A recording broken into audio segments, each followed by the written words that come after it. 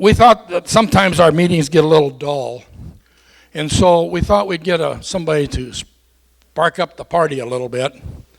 So we brought in the chairman, our cheerleader, our state cheerleader, Jeff Kaufmann.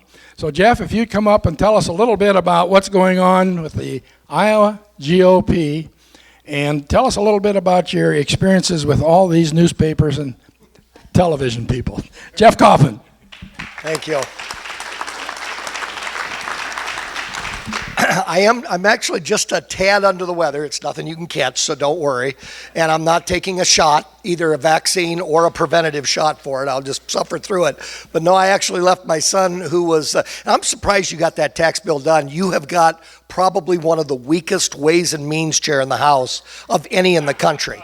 I'm really surprised you were able to get that done, Steve. But he's a fellow Republican too. But I'm going to call it like I see it. He also happens to be my wife's son too, as well. But just a couple things. First of all, I'm not going to let this go without mentioning who I consider. And I don't like Democrats. I don't like Democrats. I'm just going to tell you that right now. There's some that are okay. They're decent people. There's some that are misguided, but their politics are absolutely so out of touch, so extreme, so coastal, and they're so top down that I don't know how you can. I was up in Clayton County last weekend. They said the whole county is Republican except for the auditor. And somebody told me, be careful, they like the auditor up there. I said, you know what? Here's the deal. You need a Republican auditor too. Because I can tell you, right now it's wonderful. Right now everything's red almost in Clayton County, so it doesn't really matter. But you try having a recount of 6 votes in the 1st district, and you just see what your wonderful, and I don't doubt it, but your wonderful Democratic auditor will do. And I'll tell you exactly what that Democratic auditor would do, exactly what she was told. So maybe party matters too much. I don't know. George Washington warned us that we shouldn't probably get to where we're at today where party matters. But it does. That's where we're at right now. And so you actually have to pick a team. You really do. That doesn't mean we all love each other. Okay, no doubt about it. My brother-in-law is a Republican. Okay, that's just my only bit of evidence I'm going to tell you. By the way, if you're wearing a mustache, congratulations. That is the statewide symbol for integrity. So this guy's oozing integrity, I can tell you that. But seriously, this is you need to pick a team. We don't have to love each other. Don't have to agree with each other all the time. All we have to know is that the weakest, however you define it, on our team is better than their strongest. Because they're top down. There are no more Truman Democrats. Folks, there are no more Truman Democrats when that Democrat is in power. You still got a few around Jones County, I'm sure. We still have a few around Cedar County. They're wonderful people. In fact, I might trust them with my kids even more than a few Republicans I know that I might even vote for. Heck, I got Republicans I'd vote for I wouldn't want to be trapped in an elevator with. But we're not electing friends. We're not electing our patron saints. We're electing people that are going to build a majority.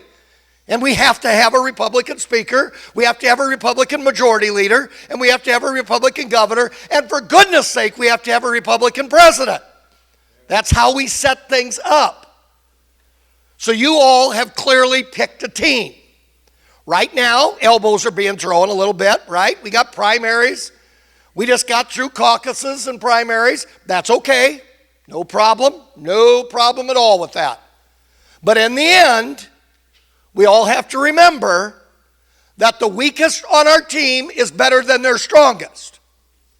And so let me morph immediately to the most obvious example, and that's Donald Trump. Bottom line is, he overwhelmingly won this state. Some of you are excited about that. You're happy about that. Some of you probably aren't. Some of you put your heart and soul into DeSantis. Some of you put your heart and soul into Vivek. Some of you put your heart and soul into Nikki. Although I think she should have got out a couple of weeks earlier if she was going to be the ideal team player. But she eventually got out. And yes, she's going to eventually endorse him. Where in the world is she? Where else is she going to go? So I mean, that's fine. We can play cute and hard to get. But hurry up, please. because we're not going to wait that long. The stakes are too high.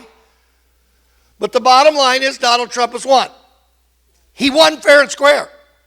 He won Iowa fair and square. You won't find a more opportunistic, even playing field than what we set in this caucus state.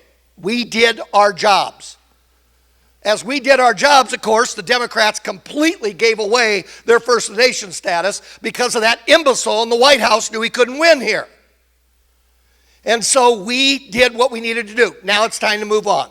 And folks, here's the deal. I know what I'm supposed to. I had to do this in 2016, and now I can tell you I got so tired of sitting down and talking to people and talking through the grief and the hesitancy to vote for our nominee. Give me a break, folks. You picked a team. If the grassroots mean anything to you, anything, you got to listen to them. Not when they just agree with you. You got to listen to them. That's what being on a team is all about.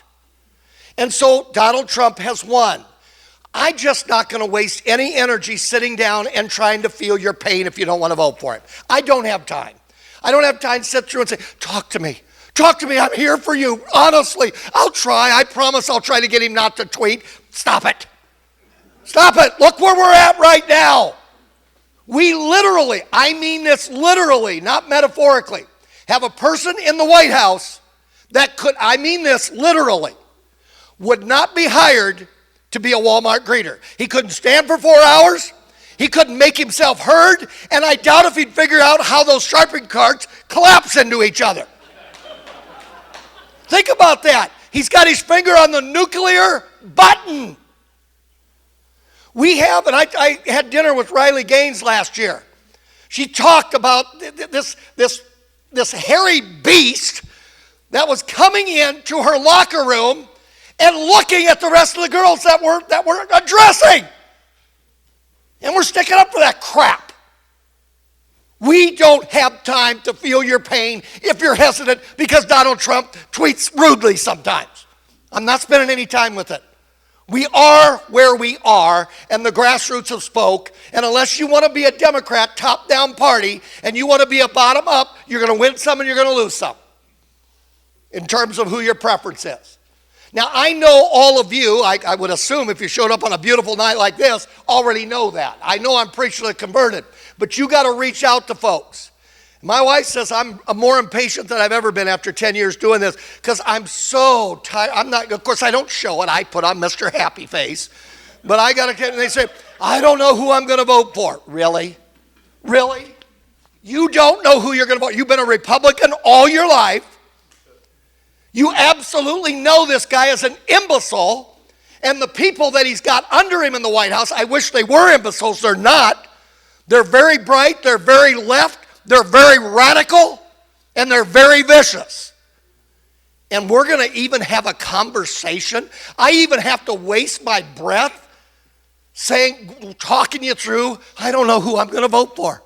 I don't like Biden. Oh, hello? I don't like Trump. Okay, then dislike him. For crying out loud, hate his personality. I don't care. Because you know what? You're going to like 95% of the people that he puts in office below him that make 99% of the decisions that come out of the White House. You know that. By the time that decision gets up to the Oval Office, it's just the tiny, tiny fraction of decisions that couldn't be made with the folks that he has appointed below him. So I just, and you guys got to show more patience to me. I'm sorry. You really should, because I know I'm gonna offend some soccer moms. Oh, Lord, help me. I understand it, and I'm probably going to offend a few people that were on the Gerald Ford campaign in '76, whatever. I'm a history teacher, and I really don't care. What I care about is a little trip I made today with my grandson before I came on here in our four-wheeler, out in the middle of our pasture. He stopped, he says, Papa, of course I'll do anything for him. I spoiled him absolutely rotten and do not practice anything that I preached when I actually had my kids that age. But I mean, I just was sitting out there by Sugar Creek and just said, this is it. I come out here when I want. I don't have a bunch of unnecessary crap on my 4x4 that I have to go through. And I'm just enjoying my farm today, and a few burdens are lifted. If we continue for 4 more years, I know you say, this is said all the time, Iowa as we know it is going to change. It's already starting to. We got hairy beasts coming into girls' locker rooms. We got a president that outwardly is talking about increasing the taxes on unrealized gains. We got craziness on electric cars. We got woke crap that makes some of the lazy professors at the University of Iowa look like they're ambitious. And yes, teaching 2 classes in ancient Hebrew, I think you could put a 3rd on, thank you. For crying out loud, you're not teaching pediatric cardiology. I think you can handle another medieval poetry class if it isn't too taxing on you. I said that one for you. So here's what I'm asking of you. Soon as the primary's up, we're going to come together as a team. If you don't like Donald Trump, you're going to fake it. And we're going to fight like our life, our heritage, and everything we are depends on this November, and this time it's not just words. That's what we need. Gerald runs a great ship here. He really does run a good ship in Jones County. And you also have to help this guy, because, and this is the last thing I'm going to say, out of everybody that I've been throwing these zingers at, honestly, and I say this thinking through this, the worst of the bunch in Jones County is Andy McKean. I'm going to tell you that right now. He's an ungrateful trial lawyer. And instead of gouging his clients in the name of getting them justice, as I see on every billboard going on the way to O'Hara Airport, yeah, right, as you're taking 60% of the settlement. Besides that, though, Andy McKean has done the worst. At least in Iowa City, they'll tell you they won't say they're crazy. They'll say they're, I don't know what they call it. I got a word that long that they got a government grant to produce.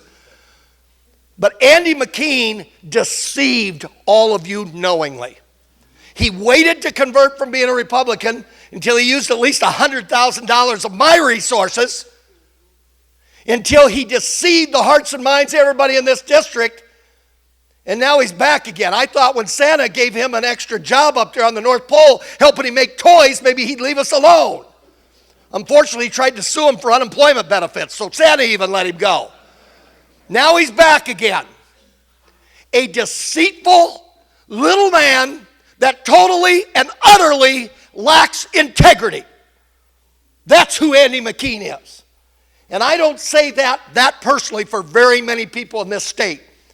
He is among the worst of the worst, in my opinion, because besides being left, he is deceitful to the core. Those are the 2 people that Jones County can help us with. Clean a little bit of house, make sure that we continue with our conservative message, and let's save this state. Thanks, Gerald.